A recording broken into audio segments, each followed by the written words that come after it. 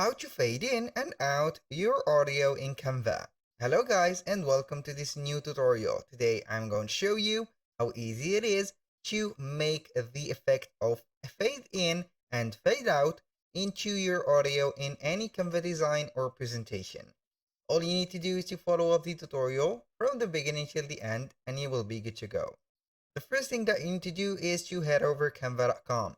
Then you need to sign in into an account, and here we have the platform or dashboard of our Canva. So now we need only to select a design or a presentation that we have, then we are going to add a audio in it. For example, I am going to select this specific presentation. Here we have the presentation. Now we are going to add a audio.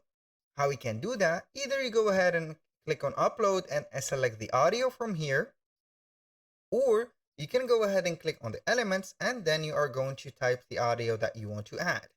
In my case, I will go ahead and add this specific French audition, for example, and here we have the audio ready. So now all we need to do is to select and make sure to select the audio. Then we are going to see here the audio effects. Click on it on here, or you can click on the three dots from the audio itself. Click on audio effects. And from the effects, we have fade in and fade out. You're going to select your degree or the duration of the fade in, and also the duration of the fade out.